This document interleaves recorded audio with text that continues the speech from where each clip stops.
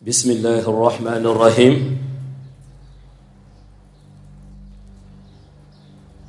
الحمد لله رب العالمين اللهم صل على سيدنا محمد الفاتح لما أخلق والخاتم لما سبق ناصر الحق بالحق والهادي إلى صراطك المستقيم وعلى آله حق قدره ومقداره العظيم السلام عليكم. Assalamu alaikum. Nous présentons nos ziyaras à tous en ce jour béni du vendredi, symbole de lumière, de pardon et de bénédiction. Nous rendons grâce à Allah, le Très-Haut, lui qui, par sa miséricorde infinie, nous a accordé la vie, la santé et la possibilité de goûter à la paix de ce jour sacré. Nous adressons également nos ziyaras au prophète Mohammed, paix et salut sur lui, le bien-aimé d'Allah, l'intercesseur de la communauté, la porte de la miséricorde et la lumière des cœurs. Car nul ne peut aspirer à la miséricorde divine sans suivre fidèlement la voie du prophète, paix et salut sur lui, modèle parfait d'obéissance, de bonté et de soumission à Allah subhanahu wa ta'ala. وَمَا أَرْسَلْنَاكَ إِلَّا رَحْمَةً لِلْعَالَمِينَ. Et nous ne t'avons envoyé que comme miséricorde pour l'univers. Il a été envoyé non pas pour châtier, mais pour apporter la miséricorde, la guidance et la lumière divine à toute la création. Si Allah, le très miséricordieux, n'avait pas décidé d'inonder l'humanité de sa clémence, il n'aurait jamais envoyé le prophète Mohammed, paix et salut sur lui. Le prophète, paix et salut sur lui, est celui qui comble les manquements, celui qui intercède pour les égarés et aide les fautifs à obtenir le pardon.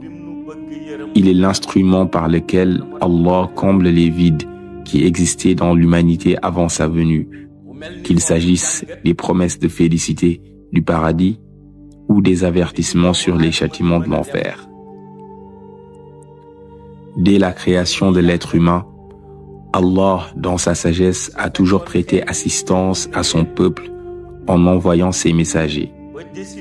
Ainsi, il a guidé l'humanité par Sayyidina Adam, paix et salut sur lui, puis par son fils 6, et de génération en génération jusqu'au Ulul Azmi min al-Rusul, Moussa, Ibrahim, Nuh, Isa ibn Maryam, paix sur eux, chacun apportant guidance et enseignement adaptés à son temps. Le prophète Mohammed, paix et salut sur lui, sceau des prophètes, vient parfaire cette guidance, couronner l'ensemble de la mission prophétique. Allah, dans sa grandeur, lui ordonna non seulement de guider l'humanité, mais aussi d'enseigner aux autres prophètes ce dont l'humanité avait besoin, afin que le message divin soit complet et que la miséricorde d'Allah atteigne tous les hommes. Ainsi, la venue du prophète Mohammed, paix et salut sur lui, n'est pas seulement un événement historique. C'est l'accomplissement de la promesse divine, de miséricorde et de guidance pour l'ensemble de l'humanité.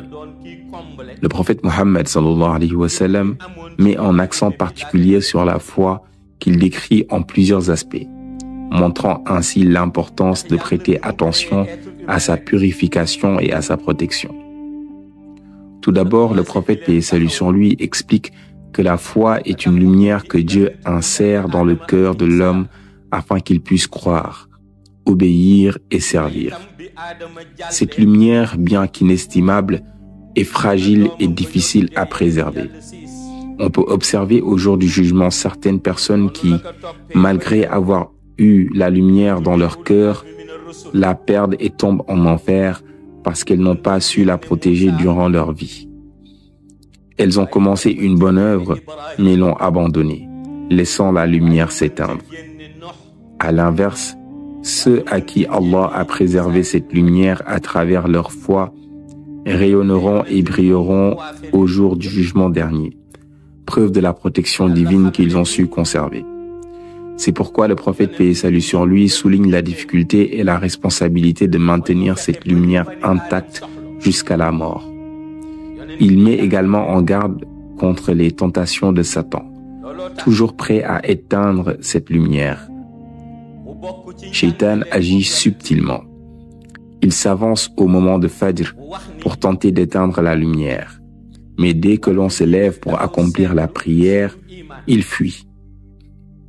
Il revient ensuite encore et encore, à chaque heure de prière, cherchant le moment où l'on négligerait l'adoration, car c'est là, dit le prophète, la voie royale pour éteindre la lumière. Si par négligence la lumière s'éteint, Allah, dans sa justice, sanctionnera celui qui a abandonné sa foi et délaissé la prière. Car la foi et la lumière qu'elle contient sont les guides vers la réussite éternelle. Ainsi, protéger la lumière dans son cœur demande vigilance, constance dans la prière et persévérance face aux épreuves et aux tentations de Shaitan. Waylun lil musallin allazina hum an salatihim sahun. Malheur donc à ceux qui prient, mais qui sont négligents dans leur prière. C'est pourquoi le prophète Mohammed sallallahu alayhi wa sallam cherchait à apaiser les cœurs de ses compagnons en leur enseignant le mystère de la traversée du pont Sirat. Ce pont fin et périlleux qui surplombe l'enfer et mène au paradis. Lorsqu'on lui demanda comment ceux qui ont la foi traverseraient le Sirat, il répondit avec clarté: ceux qui se rendent régulièrement à la mosquée pour accomplir les 5 prières ne marcheront pas sur le pont Sirat. Étonné, ses compagnons lui demandèrent la raison et le prophète sallallahu alayhi wa sallam expliqua: parce que les mosquées devant lesquelles ils se sont inclinés et prosternés témoignent pour eux. Ainsi, le jour du jugement, les mosquées se transformeront en véritables véhicules célestes, emportant ceux qui ont prié en congrégation. Ces fidèles seront transportés avec aisance et sécurité sur le pont Sirat et ils atteindront le paradis Jannatul Firdaus sans difficulté ni effroi. Il est essentiel de noter que cette promesse concerne les mosquées d'Allah subhanahu wa ta'ala, sanctuaires de piété et de recueillement, où l'humilité et la sincérité de l'adoration témoignent de la foi véritable.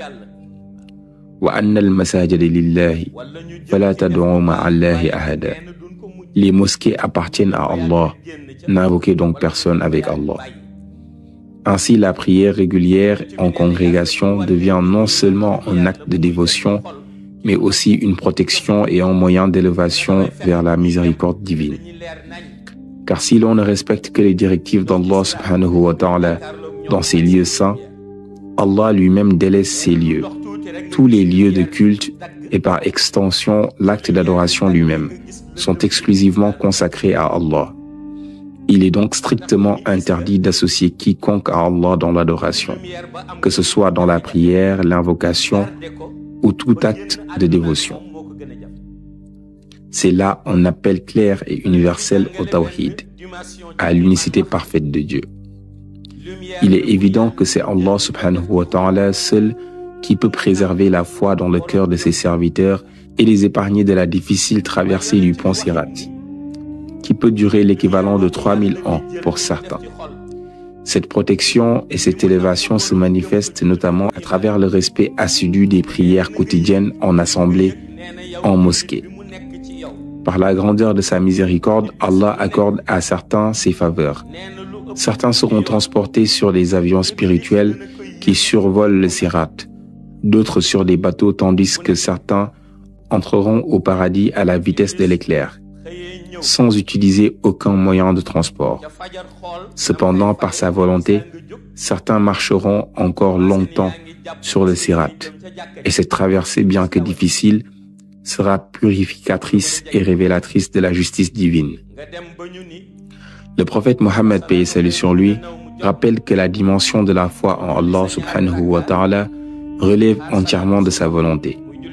Croire en Dieu n'est pas un acte que l'homme peut imposer ou retarder selon son désir. Par exemple, si l'on dit « nous attendrons de voir Allah pour croire », alors nous ne le verrons jamais. Et il ne s'agit pas ici d'une vision mystique ou spirituelle, ma'arifa, mais d'une vision ordinaire, perceptible à nos yeux physiques. Tenter d'exiger une telle vision jusqu'à la mort exposerait le cœur à la colère divine. Car aucune capacité humaine, aucun degré spirituel ou mystique ne permet de percevoir Allah subhanahu wa ta'ala de manière tangible ou visible à l'œil nu. Ainsi, croire et s'abandonner à Allah dans l'adoration sincère et régulière est non seulement le moyen d'obtenir la protection de la foi, mais aussi la voie vers l'élévation spirituelle et la miséricorde éternelle, tout en respectant l'ordre et la sainteté que Dieu a instaurés dans ses lieux et ses rites. Pour le cas de Moussa alayhi salam, lorsqu'il se trouvait sur le mont Sinaï pour communiquer avec Allah subhanahu wa ta'ala, un épisode remarquable nous enseigne la grandeur de Dieu et les limites de la perception humaine. Un jour, Moussa alayhi salam demanda à voir Allah de ses propres yeux. Allah, dans sa sagesse infinie, ne lui montra pas sa forme absolue, mais une étincelle de sa lumière. Cette lumière d'une intensité et d'une puissance inimaginables changea complètement le système auquel Moussa alayhi salam était habitué sur terre. La pierre éclata sous cette manifestation divine et les oiseaux qui assistaient attentifs à la conversation s'envolèrent aussitôt. Par ce phénomène, Allah voulait montrer à Moussa alayhi salam que sa grandeur dépasse toute perception humaine et que l'essence de sa réalité transcende le visible. Dans le cadre de la ma'rifa, la connaissance spirituelle intime, il est possible de percevoir d'autres dimensions de la réalité divine à travers le zikr, le rappel d'Allah, ou le zikrullahil akbar. Ainsi, le cœur s'ouvre à la lumière invisible et à la profondeur de la foi, tout en respectant les limites fixées par Allah. Allah subhanahu wa ta'ala dit également, rappelant aux serviteurs la profondeur de sa grandeur et la nécessité de l'humilité devant lui. Huwa al-awwalu wal-ahiru wal-zahiru wal-batinu wa huwa bi kulli shay'in alim. Il est le premier et le dernier, l'apparent et le caché, et il est omniscient sur toute chose. Cet épisode illustre à la fois la puissance insondable d'Allah, la fragilité de la perception humaine et l'importance de la révélation spirituelle et du zikr pour nourrir la foi et s'élever vers lui.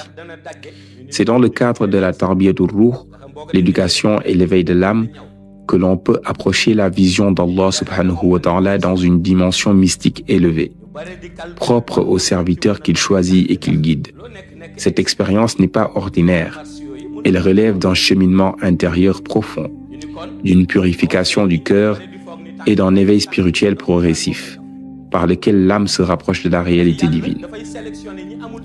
Ainsi, toi qui as la foi, le fondement de ton chemin spirituel repose sur ce qu'Allah subhanahu wa ta'ala a révélé dans le Saint-Coran. Alif Lam Mim. ذلك الكتاب لا ريب فيه هدى للمتقين الذين يؤمنون بالغيب ويقيمون الصلاة ومما رزقناهم ينفقون. Alif Lam Mim. Voici le livre au sujet duquel il n'y a aucun doute. C'est un guide pour les pieux. Ceux qui croient à l'invisible accomplissent la prière et dépensent dans le bien une partie de ce que nous leur avons attribué. Ce verset souligne que la foi véritable commence par la croyance en l'invisible, la confiance totale en Allah et se manifeste par les actes concrets. La prière, le lien constant avec le Créateur et l'affirmation dans le bien, partage de ce que Dieu a accordé. C'est ainsi que l'âme se fortifie et que l'homme peut, dans un cadre spirituel élevé, ressentir la proximité d'Allah, même si sa réalité ultime reste au-delà de toute perception humaine. La tarbiyatul ruh nous enseigne que la purification intérieure, la constance dans l'adoration et la générosité sincère sont les clés pour approcher cette lumière divine. Allah nous enseigne qu'une base solide est nécessaire, base qui devient la synthèse de notre foi, ce qui renvoie à ce qu'il a dit. ذَلِكَ الْكِتَابُ لَا رَيْبَ فِيهِ هُدًى لِلْمُتَّقِينَ. Voici le livre au sujet duquel il n'y a aucun doute. C'est un guide pour les pieux. Par cette interprétation, on comprend que tenir fermement au Coran nous met sur la voie droite, nous rapproche d'Allah et nous permet de ressentir sa proximité. Cela n'implique pas une vision physique, mais plutôt un éveil spirituel et moral. Le Coran guide le cœur et le conduit à la droiture, à la sincérité et à la soumission à Allah, comme il l'affirme. Allazina yu'minuna bil ghaib, ceux qui croient à l'invisible. Ces cœurs qui ont accepté Allah et sa réalité ne peuvent percevoir sa dimension ultime par les sens ordinaires. Les savants hakim expliquent que le système qui entoure l'être humain, le ciel, le soleil, la pluie, la croissance des plantes, devrait nous inspirer une réflexion sur la grandeur d'Allah. Pourtant, ceux qui tombent dans les pièges de Shaitan voient ces phénomènes comme purement naturels. Les scientifiques expliquent les cycles de l'eau, la condensation, les éclairs, et même prétendent qu'ils peuvent reproduire la pluie artificiellement. Pour un esprit limité, ces explications peuvent sembler suffisantes, mais ils oublient l'origine divine de leur existence. Allah, par sa volonté, les a placés sur terre et leur a accordé la vie.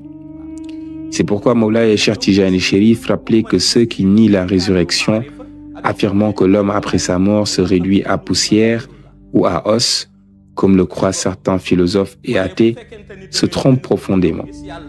Il suffit d'observer. Certaines tombes anciennes conservent encore le tissu qui a enveloppé le défunt. Et certains os, notamment ceux du bassin, restent intacts malgré des siècles d'ensevelissement. Comment cela se fait-il?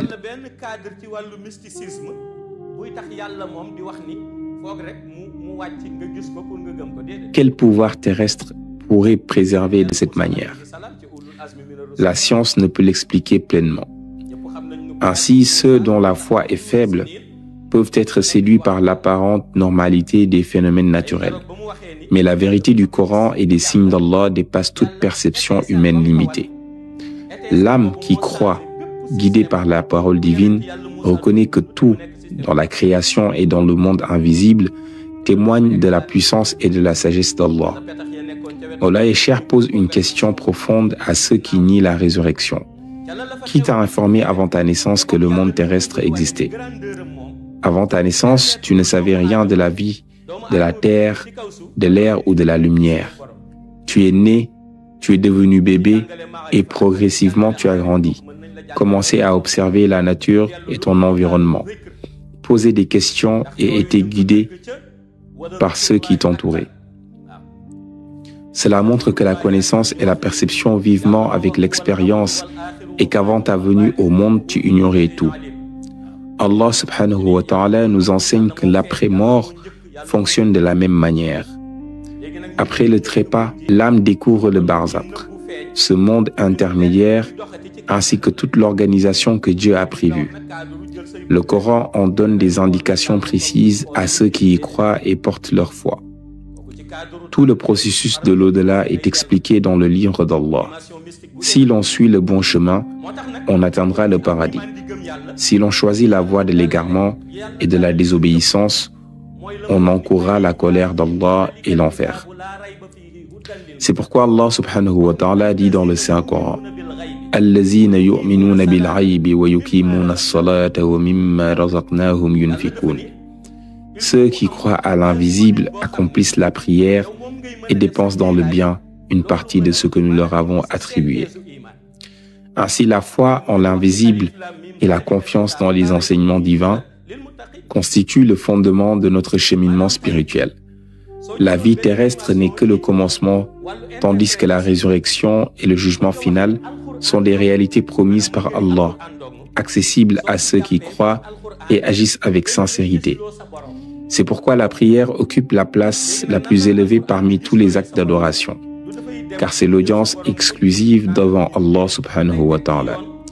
Une rencontre si majestueuse nécessite rigueur, sagesse et respect. Imagine que l'on soit convoqué au palais présidentiel. On s'habillerait correctement, on suivrait le protocole et on se concentrerait pleinement conscient de l'importance de cette audience. À plus forte raison lorsqu'il s'agit de la prière. Le prophète Mohammed sallallahu alayhi wa sallam nous enseigne que c'est une invitation divine exclusive pour rencontrer Allah. Avant la prière, le prophète paix et salut sur lui accomplissait ses rituels de purification. se soigner, se curer les dents, démontrant ainsi la valeur et la solennité de ce rendez-vous sacré. Durant la prière, on sentait son désir ardent de se rapprocher d'Allah et son amour pour cet acte d'adoration, offrant à tout croyant un exemple à suivre. Il faut abnégation, concentration et sincérité dans ce que l'on fait. Hélas, certains prient avec l'esprit absent, la paresse ou le sommeil, oubliant qu'ils se tiennent devant le Créateur et qu'au jour du jugement, 50 000 ans d'interrogatoire attendront chaque âme. Imagine alors si Allah ne fait pas preuve de sa miséricorde. Comment un être humain pourrait-il tenir cette durée? Pourtant, la prière terrestre ne dure que quelques minutes. Par exemple, la prière de Maghrib est très courte. Dès l'appel, on prie et sa période se termine rapidement. Il est donc recommandé d'y réciter des sourates courtes ou des versets adaptés. Pour les autres prières, on peut réciter davantage, selon ce que l'on peut, tout en respectant ceux qui se trouvent derrière nous.